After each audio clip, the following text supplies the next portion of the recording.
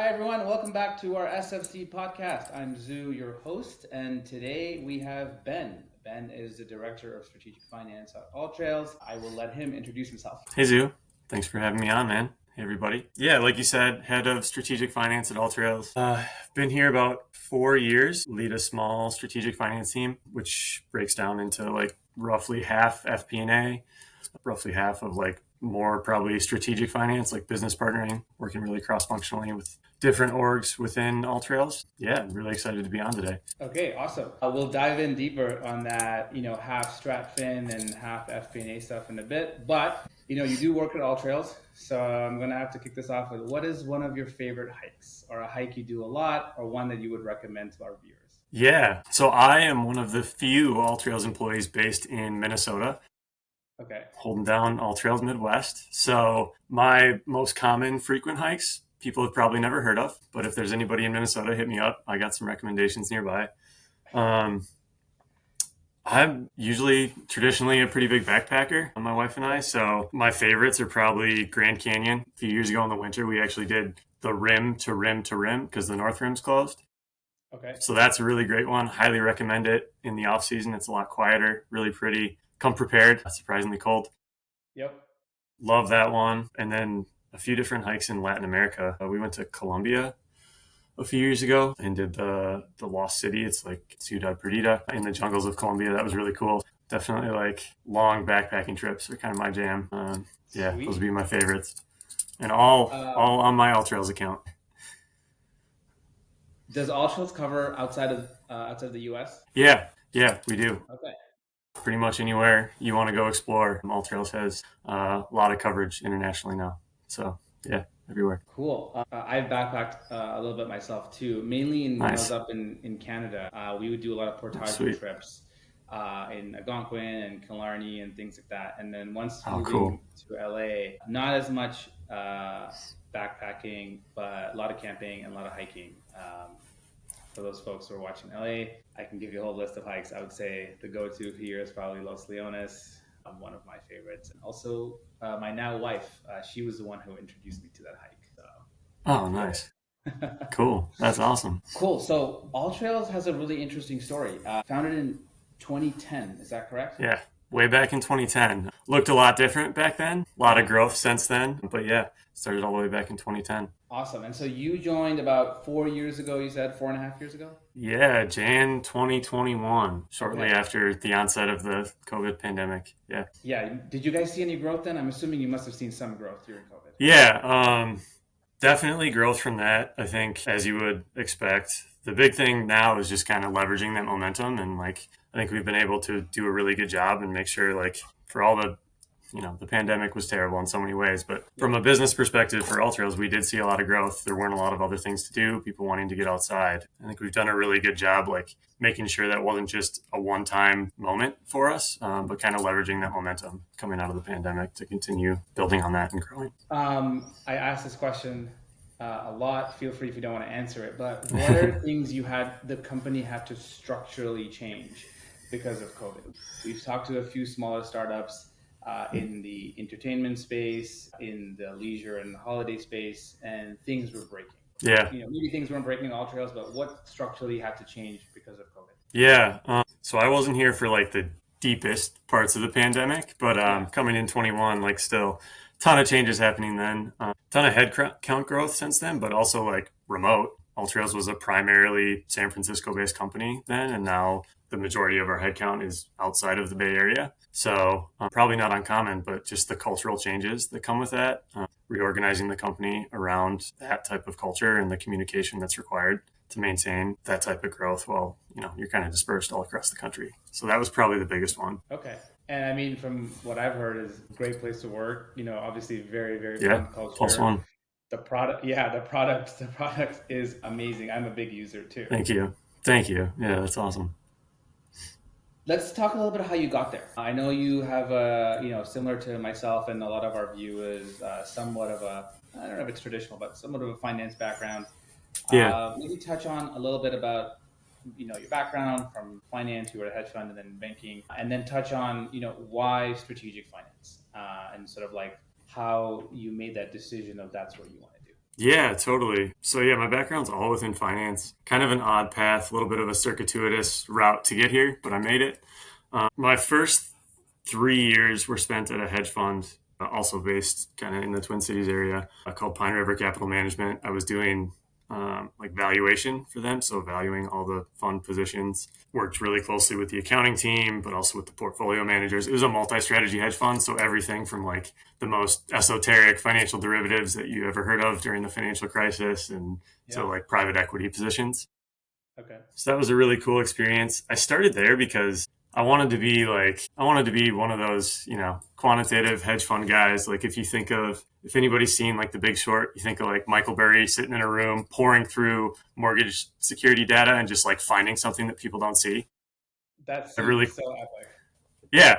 And like, so that's what I wanted to be, more or less. It's probably the best example. Just very like quantitatively minded. So that's what I aspired to. Started at a hedge fund. And then after 3 years, I actually went into investment banking. So a little later, probably than most people, at Houlihan Lokey's office here in Okay. Minneapolis. And it was kind of a niche within investment banking. It was restructuring specifically. So people are Hooligans seems probably a like little bit, yeah, yeah, very well known restructuring bank. So they've done a bunch of municipal restructurings like Detroit and a few others like that, but also like really big corporate restructurings. And so I worked on a ton of different deals. The biggest one was a lot of stuff going on in Puerto Rico, really interesting.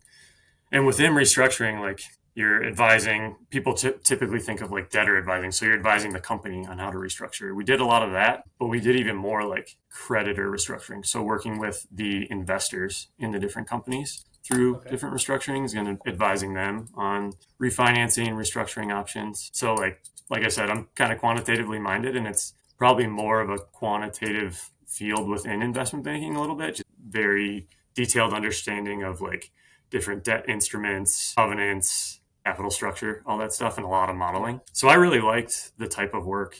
Yeah, I was there for 3 years, a little over three and a half, I think.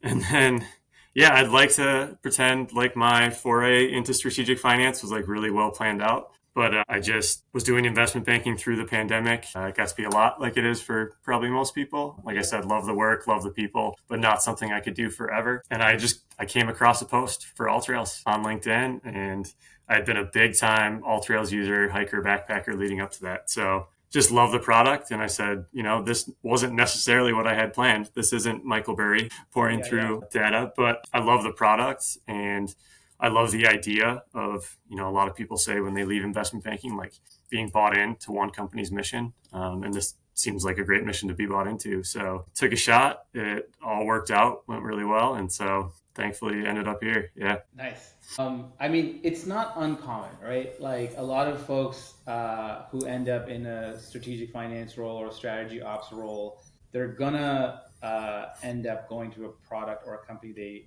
generally feel like they're part of. When I left Yeah.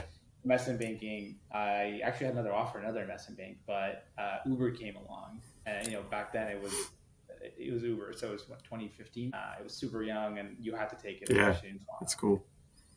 But then since then, I've kind of like gravitated towards fintech.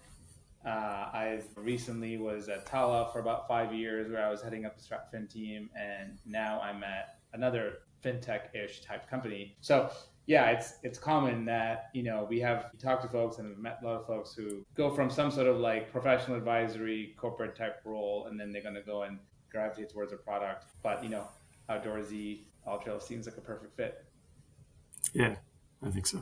What are some things that in your interview process or in your mind shift that you had to start to develop once you move into StratFin? So, you coming from restructuring, a couple of things that is probably different from a classic investment bank is you did all different types of modeling. You Yeah. probably did some debt modeling, some cap table modeling, which is probably gave you an edge versus folks from typical investment banks who just become ninjas at three statement models and M&A and merger models and maybe sometimes LBOs. Talk a little bit about the skill set overlap between how that helped you then transition, to what you're doing today.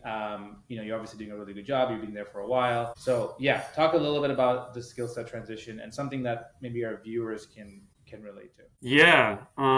So coming from restructuring where I was at, like you said, the technical experience that you get, like a few years of investment banking, like it's so rich in just like the different deals you work on, the experience you get in a relatively short amount of time, which is why it is kind of a great funnel into strategic finance, I think. Yep. The one of the biggest things that was probably dissimilar was restructuring. You're working with a lot of companies that maybe they're a little over leveraged, maybe some macro factor led to the need to refinance, probably not seeing as much growth at that point. And then coming to a company like AllTrails that's really small, growing really fast, like that mindset shift was a big one for me at first. Just working in much more of like a growth environment, Okay. if that makes sense. And then Yeah. like the skill overlap probably applies to all of investment banking, but like in restructuring, if you're going through a refinancing, like yes, you're understanding like here's the company's forecast over, long-term plan, 3 to 5 years in near term, and you've got to go work with investors to help that company raise financing, and you're telling the narrative of that company's performance. Yeah, you're using Excel, the model, the numbers, and you need to be really well versed in that to then be able to like tell the larger story of like, hey, here's why you should invest in this refinance. I think that's probably the most helpful thing is just being able to use that technical skill set to really be able to tell the financial narrative of a company. I think helped a lot. Okay. Hey, and I've done a lot of these interviews, and you don't hear that much. You don't hear a narrative translation skill set, which is good to hear. Yeah, it's huge, I think. Like, that's probably one of my favorite things actually coming into a corporate role into strategic finance is like the narrative stuff. Yeah, it's a big part of the job in investment banking, but like almost everyone you're working with in like that type of role is a finance person, right? They all have a finance background. They understand it at a really detailed level. But when you come into corporate, like we're working with all different groups. That working with just people who are outside of finance. So that skill set becomes even more important because now you're taking the numbers, the technicals, and you have to translate them to like presenting our financial results in an all hands to anyone across the org who's less technically versed and like get them excited. Like, here's the numbers, here's all the financial implications, but like why should they be excited about it, why should they care? And so I feel like that's a hard skill to develop, but probably one of the most important ones. Yeah, I very much agree, and it's a big skill that we teach in our academy as well. We teach it through like live case studies. So a lot of our students will go in, we'll give them some complicated data. We expect them to, after our training, to easily be able to clean up the data, model it. Whether it's a cohort model or some sort of like waterfall model or whatever it is. But then we say, hey, you have one slide to give me a Yeah, takeaway from 4 or 5 hours worth of work.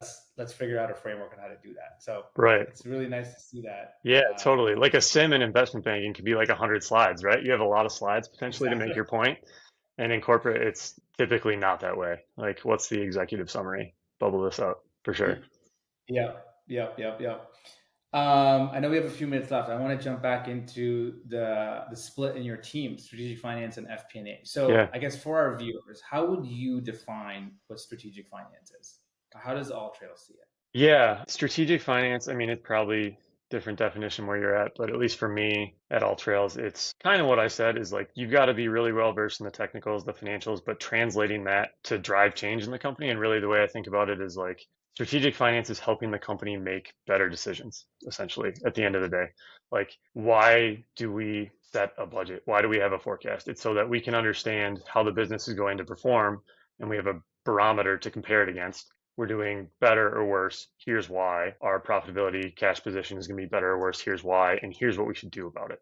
So it's really like using finance to drive change within the business and help the business make better decisions, which can take a lot of different forms. I think for us, the biggest piece is just really direct business partnering. We work really closely with our marketing team at AllTrails, like helping work with them, of course, like setting budgets, understanding LTV to CAC, those types of profitability metrics, and using that as like a framework to prioritize different geographies, different channels, and even like stepping back when we do business reviews, helping everyone within the company understand like, okay, we need to focus on new user growth. We need to focus on churn and using that as a tool so people can take that into their everyday conversations and have that context in their head where I don't even have to be in all the meetings, of course, but they have Yeah. like, hey, AllTrails, maybe we have an initiative to grow free users because of what's in our budget, what's presented in our business review, and so people can take that into all their discussions and ideally make better decisions with it.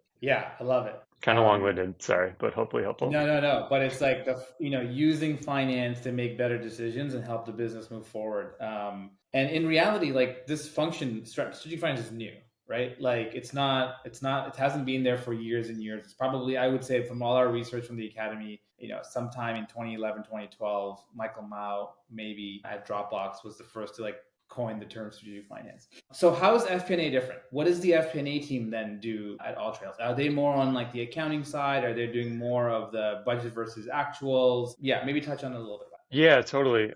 So we're a really small team, four of us reporting into our CFO. So definitely a ton of overlap. Like you got to have both skill Yeah. sets, and they're synergistic, right? Like the FP&A, the technical stuff drives the strategy, the strategic finance. But yeah, FP&A is kind of like the bread and butter, budgeting, forecasting, budget versus actuals, monthly business reviews, those types of things is probably more traditional FP&A. And then the strategic finance is using that and working directly with other teams within the org, ad hoc analyses, all different sorts of like go to market stuff.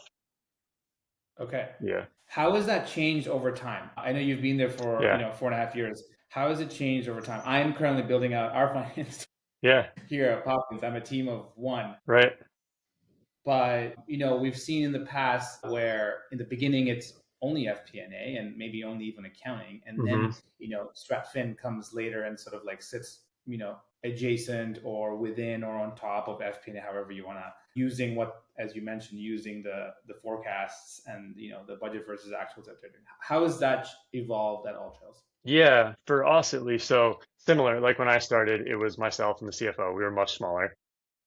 Yeah. So it was definitely like more intertwined. And now we have developed distinct, like outlined roles and responsibilities of this person is the direct business partner to marketing, direct business partner to analytics. It's much more defined. And I would say that gives you room to be like more directly embedded with those teams. Again, with the Okay. end goal of driving strategy, decision making, you're much better able to do that if you're Yep. not kind of a siloed function, but you're really ingrained with the different teams. And then from an accounting perspective, like especially more so when I started like owning the full P&L, we still do that. We have visibility to the whole P&L, but working with our accounting team too, I would call that a business partnership for us as well to like help them drive a lot of that, like on the expense side, expense budgeting. They drive a lot of that, and we work very closely with them. But yeah, being able to figure out like what you can have your accounting team help out with. Yeah. Whereas we focus a lot because we were able to do that with our accounting team, we focus a lot on like go to market, revenue analytics, those types of things. So it provides more space Okay. for that. Yeah, sweet. It's hearing you say all that, it almost gives me anxiety a little bit of all the stuff I have to go and build. Yeah, it's a lot, man. It's exciting, but it's a Yeah, lot of fun stuff.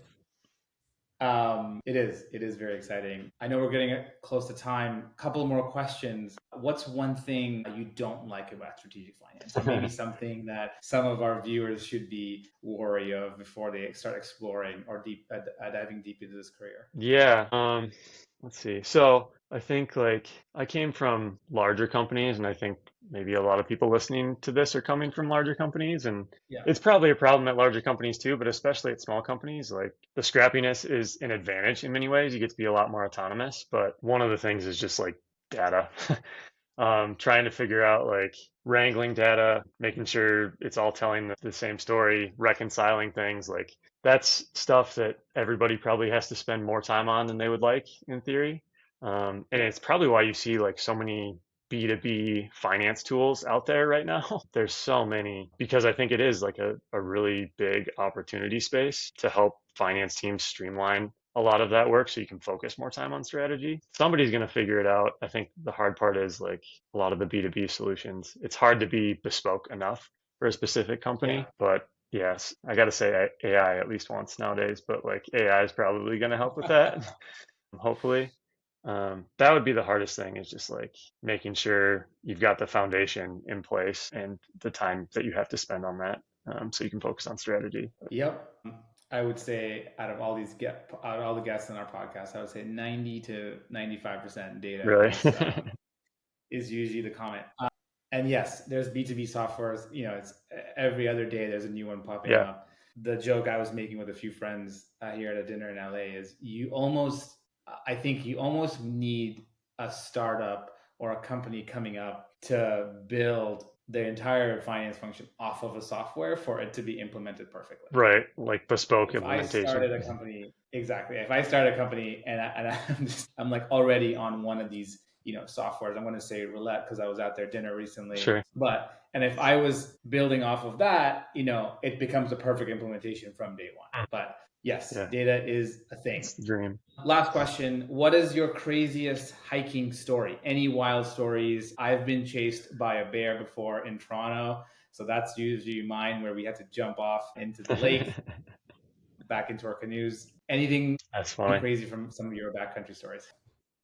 Yeah, let's see. This is probably embarrassing, but we were in Peru, my wife and I. We were doing a trek to Machu Picchu, and we did a Okay. really like off the beaten path type of thing. It's called the Juarez Trek. That was a beautiful Uh-huh. one that I didn't shout out earlier, but we were there for like 4 days, and you're kind of embedded with the locals. We had a local guide. We were pitching tents in like locals' backyards, people that allowed us to camp there. So that was really cool. We saw maybe like two other hikers the whole 4 days. But we were taking just kind of some route, and we were walking by somebody's like hobby farm, and Okay. they had these goats, and I don't know much about goats, but they had like big horns on them and pretty aggressive looking. And a goat came up to my wife and I, like approached us pretty aggressively. It had kids with it, so we're like, that's usually not a great sign, Yeah, yeah. and like started kicking its hoof a little bit. And we're like, oh my gosh, what is happening? So we like went and hid behind a rock, and it turned out he was walking up to us like he's gonna attack us. Like, what do we do? Like, do I grab a rock? I don't know.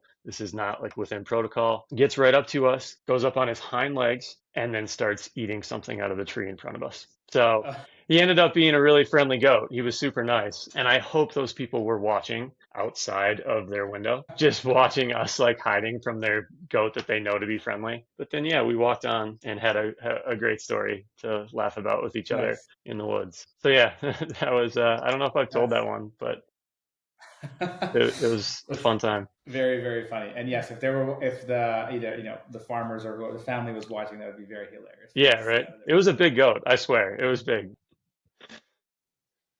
Ben, thank you very much. We really appreciate it. I know our viewers will appreciate it. Wishing you all the best at AllTrails, and we'll connect soon. Sweet. Thanks a lot, man. Appreciate it. Thank you.